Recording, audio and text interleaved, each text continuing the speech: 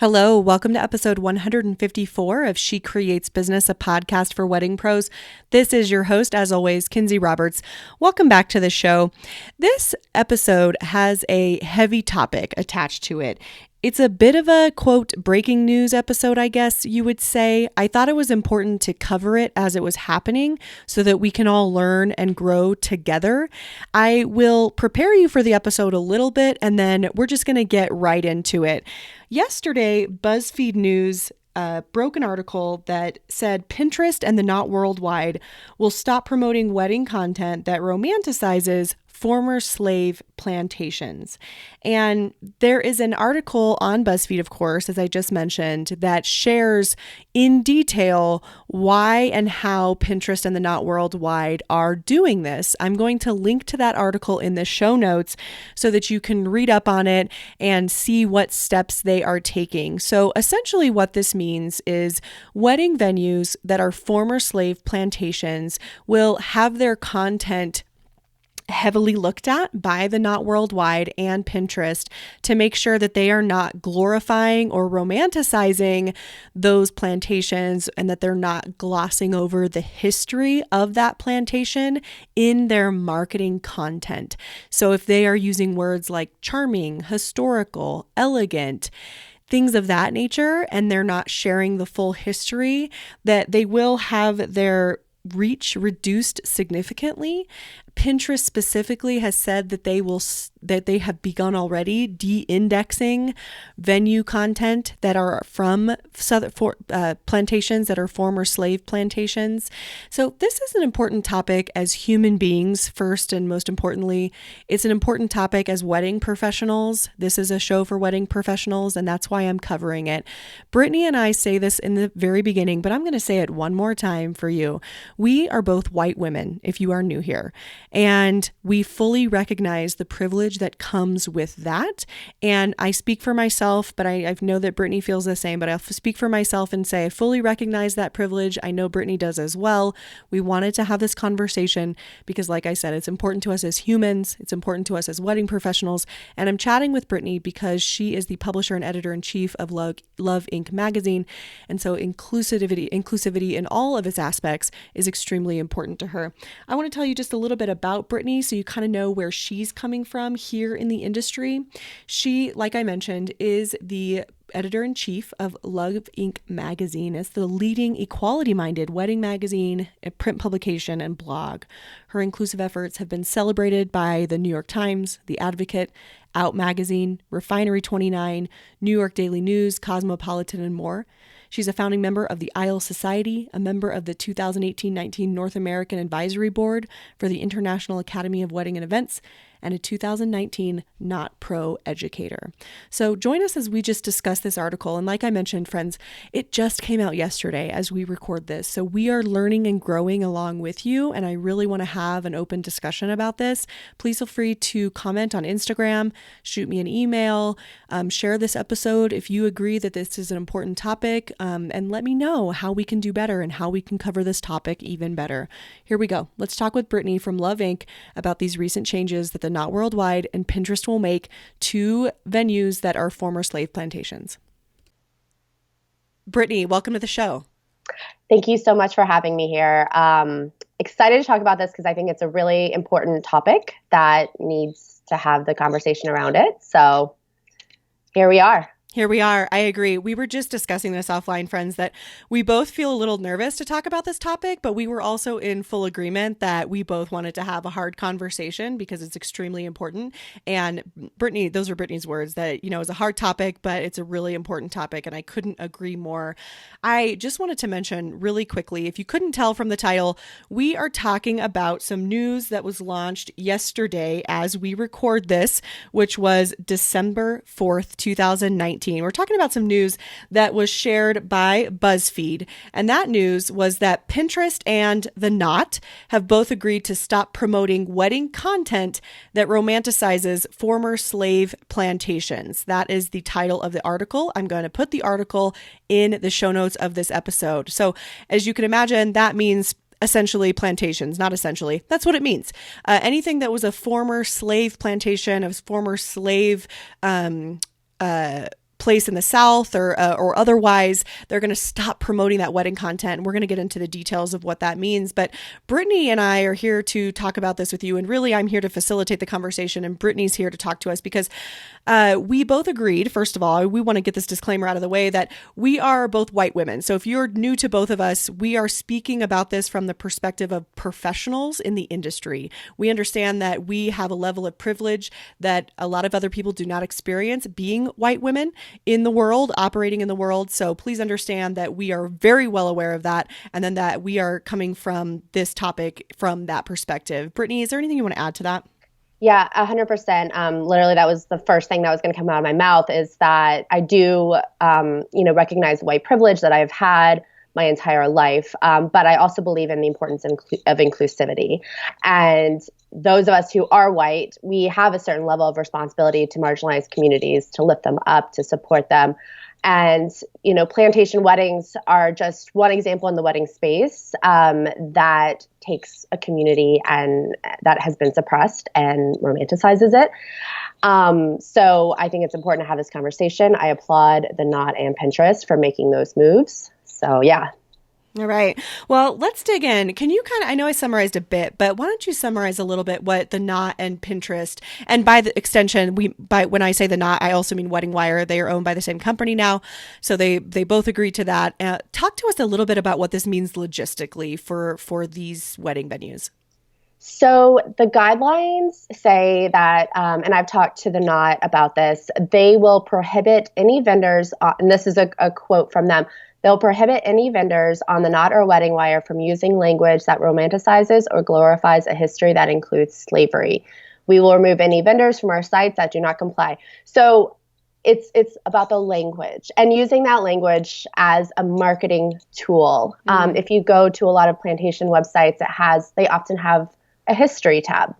And it talks about the history of the plantation, but it doesn't talk about the actual history of the plantation, the horrors that took place.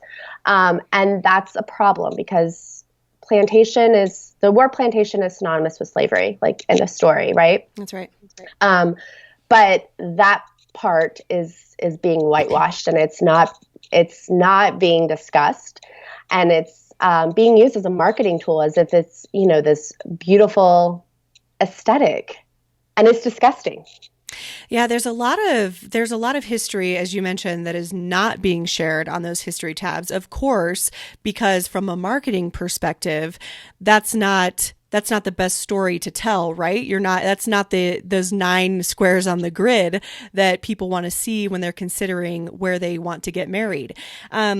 What Pinterest and the Knot have said, and again, I'm going to link to this article in BuzzfeedNews.com, friends, but what they have said is that the language that Brittany is referring to can sometimes include words like charming and elegant and historical plantation since the 1700s. It's very much generalized, I would say. And so something important to know too that I read in this article is that, and again, this just came out yesterday as we record this. So Brittany and I are also both following this as it is going to develop. But something that I read that I thought was interesting was that these requirements are now going to apply to all venues on their sites. And so I don't think, while yes, plantations are the heavy focus because of course that's where they're going to start with, but really any venue is going to be, or these rules are going to be applicable to them. But I was trying to think of an example of really who that would apply to, other than these southern venues. Could you think of anything when you read that? I mean, like in California, you have the missions. Okay. So I think that might have that might be applied. But yeah, I mean, I think in the Southeast, just because plantations are such, they're major venues in the Southeast. Yeah. And I think we're, as an industry, going to have to take a really hard look at, using those as venues. If you're a planner, if you're a venue manager, what it looks like moving forward. Yeah. I think this is I think this is kind of a pivotal fork in the road for the industry because, even as I was reading this article, I I didn't even consider this. I remember reading about them when they got married because I do love pop culture. But Blake Lively and Ryan Reynolds, actors who I love, both of them, I love their work. When I read about them, and I think their wedding was covered by Martha Stewart, I didn't even think twice, and I am embarrassed to say that, but I didn't. That's the truth. I want to be completely honest here. They got married at a plantation called Boone Hall, I believe. And, I read something in this Justin Bieber got married at Palmetto Bay. And tell us what that is. So it's a plantation in South Carolina. And actually Engage is doing, Engage Summit's doing one of their summits for 2020 at that location. Interesting. Okay. So this is really, this is deep. This is endemic. 100%. It's just simply, I don't think it's been discussed before now. I don't think so either. And I think here, I was reading some of the comments because I thought it would be interesting to discuss these perspectives. So one of the comments, and I won't read them word for word, you guys, but one of the comments is basically saying, well, what is wrong with having a wedding at a place that, yes, I fully see that there was darkness there. It has a terrible past. We do need to acknowledge that and have better understanding and education around it. But what is wrong with now trying to provide a different history for this place? How do you feel about that? So first and foremost, not a different history, but you know what I'm like. What is wrong with trying to rewrite the story going forward so that this is a place of light and not a place of darkness forevermore? The grounds are essentially graveyards, and no amount of peonies can cover that up. It's like they're essentially like the equivalents of Nazi concentration camps. Would you get married at Auschwitz? No, that's like a horrific thought. So for me, my personal opinion, I just simply wouldn't recommend getting married on a plantation. And I know that may not be, a popular opinion. But on Love Inc., I've never featured a real wedding that took place on a plantation. It's, and as far as, so if you are a venue manager for a plantation property, how do you move forward from this? Right. That's a big question. So there's two options. One option is you can pivot the business and turn it into a memorial and a museum. If you decide to continue running as a wedding business, there are certain steps that I think it's really important to take. So you don't want to romanticize the history. I think that's the biggest thing right now. That's what the Knot is talking about, using that as a marketing tool. So if you're going to do tours, make them historically accurate and showcase the horror that happened on the grounds. At this point, everyone's just looking, oh, look at these beautiful gardens and columns, and, take them to the fields and talk about it.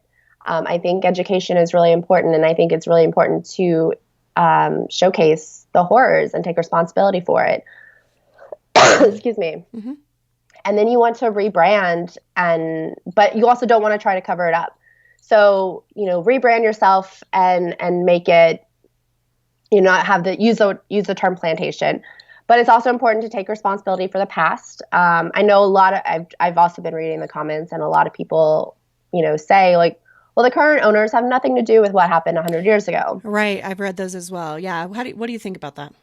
We've got to start somewhere, As someone, I was born and raised in the South, so I can tell you that particular part of American history was certainly glossed over in schools.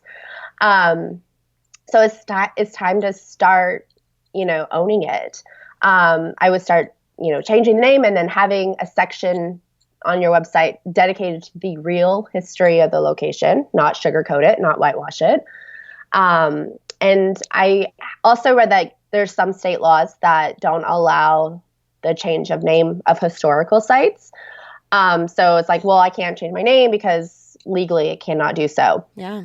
But that leads me to my next point: be an advocate for change. And, donate to the organizations that are making these changes, like Color of Change, which was the organization that reached out to the Knot Worldwide and Pinterest and made this happen. It's really important to support those organizations. If you see racism happening in any way, shape, or form, say something. Vote for politicians who recognize racial issues and have plans to do something about it. We simply just cannot. We've been sitting on the sidelines for so long and letting this happen, and now look at our society. There's so much violence and hate and racism happening. We have to start making efforts to fix it. And what are those, for business owners who, back to the point of, some of those comments that mentioned the people who own the plantation now had nothing to do with the slavery that happened then. And that is true. I will tell you that I do agree with that.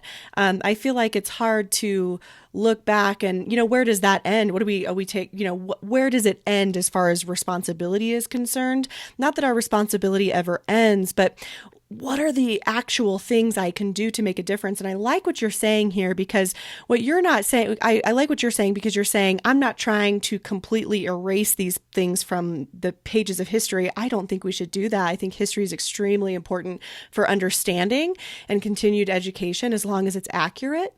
And so what I like what you're saying is that you want these people to just take responsibility today. We have to start somewhere, and it's okay if it starts with you. We're not saying you are responsible for the slave trade, but it could start with you, and you could move your plantation forward into this new decade that we're about to have. 100%. One of the other comments that I wanted to touch on is specifically about kind of the free market.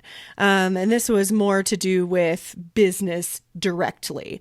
And this is interesting for me because I live in Colorado. And as you're probably well aware, because you run Love Inc., we had that case with the cake baker here in Colorado. And so, by and large, that person was able to keep their business, and their business is still running. If you guys don't know that, just Google Colorado cake baker. We're not going to get into it because that's not the topic of today's podcast episode. But anyway, my point in saying that is, why don't we let the free market work? Why do you think it's important that we take, why do we think it's important that Pinterest and not Worldwide take action on these things, and instead of just letting the free market work? And if people want to stop going there, they're going to stop going there, and those businesses will shut down. Well, a lot of it has to do with education. Like we were discussing, it's not even on a lot of people's radar. They don't look at plantations and see that history. They see beautiful aesthetic. So I think that education and, platforms like Pinterest and The Knot and Wedding Wire that have very large influence over the industry, them making that stand forces that education. So I think it's really important, and it's great when they do make those moves. Yeah, that's interesting that you say that. I like the way that you put that them taking a stand is really going to shine the light on education, on further education. That's true. And a lot of times these big businesses where big companies like Pinterest, like The Knot Worldwide, make these decisions, it's really, and as you mentioned earlier, it's kind of just finally time. We've never had this conversation before. And so it's unfortunate, but helpful that it takes huge companies like this to really shed the light, to get a nationally placed article to start this conversation. Yeah, it's definitely, and we saw this with LGBTQ plus inclusivity, and it's really wonderful to see that change happening because it's long overdue in the wedding space. Do you think that, what do you think about, I'm trying to word this correctly. Well, we talked about how people can move forward who run plantations. And we talked about they need to rebrand potentially. But in that article, The Knot and Pinterest are both going to be really, really digging deep into those plantations. And so if they rebrand as farm, or I don't know, they used another word, but I can't think of what it is, farm or, location, insert the name here. So we don't want to gloss over it. What can they do from a practical perspective if they want to stay in business as a wedding venue, if they can't rebrand to farm? I mean, aside from just, making the history tab a little deeper. Yeah, I think, the biggest takeaway from that particular article and from this whole, news in general is like it's using plantation as a marketing tool, the term plantation as a marketing tool, and describing it as elegant or romantic or charming. That's elegant. the biggest That was another one, takeaway. Yeah. So if they choose to rebrand, certainly don't recognize that history, but recognize that history in a factual manner. Don't try and make it, like I said, don't try to whitewash it, and don't gloss over it. I think it's really important to just be transparent. I think by doing so, and I'm not on a Pinterest or the not exec, but I would say, it's all about those language guidelines. So if you're using it as a marketing tool in your, on your Wedding Wire vendor profile and saying that you are a plantation and how romantic it is, that's where they're going to get you. Mm-hmm. Mm-hmm. That's what is against their guidelines. But if you are, rebranding it and you're calling it a farm and you're not mentioning plantation and you're not mentioning, like trying to paint it in a different picture, I think it's okay. It's all about just being factual on your website and in your marketing material. And in your marketing material, yeah. Mm-hmm. So something that Pinterest, for those of you listening who this directly impacts, something that Pinterest said that they're doing. So of course, the Knot Worldwide is going to be looking at the Knot and World Wedding Wire listings. So that's what they are in control of. Pinterest has said that they are going to actually start de-indexing content on their platform that romanticizes plantations. There's going to be, going forward, especially, there's going to be a little notification. So if someone searches, plantation wedding inspiration or something of that nature, that sort of long tail keyword, there's going to be a notification that Pinterest doesn't agree with this content. Let me actually just scroll down on the article. I'll tell you exactly. It says, people have reported pins from this search. Let us know if you see something that goes against our policies. So there will be a little tag that will tell you this content goes against our policies. And they are going to start de-indexing that content. And so I think from a business perspective too, it's really the time to, number one, evaluate your values as a business, evaluate where you want to go in the future. Do you want to be ahead of this change? Do you agree with what we're saying here, that you want to have a more inclusive nature, that we want to kind of stop romanticizing this history that was, it's hard to put into words, truly. And so, from a pragmatic perspective, if Pinterest is a traffic driver for you, if the Knot Worldwide is a traffic driver for you, where do you go from here? Because I don't want to see people lose their businesses at all. I'm not about that. I'm definitely about the free market, but I want to see people do the right thing. And I think there's definitely room to do that. Do you agree, Brittany?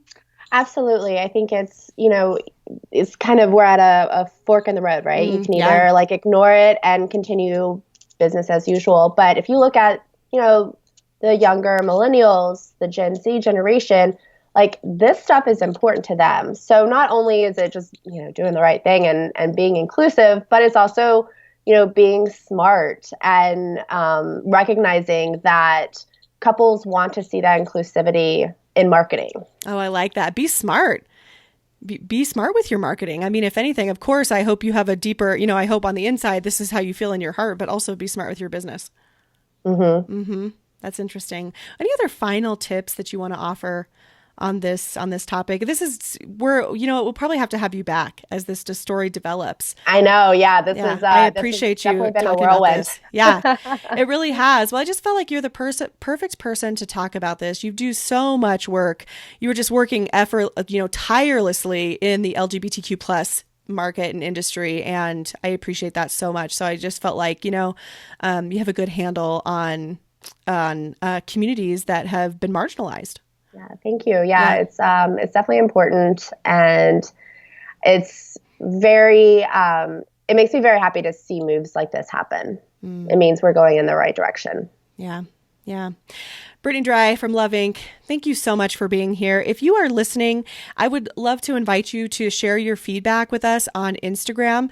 If you are a person of color and you would like to come on the podcast to talk about this from your perspective, please don't hesitate to reach out to me at kinsey@shecreatesbusinesspodcast.com. I welcome you with open arms. Brittany, thank you so much. Yeah, thanks so much for having me, Kinsey.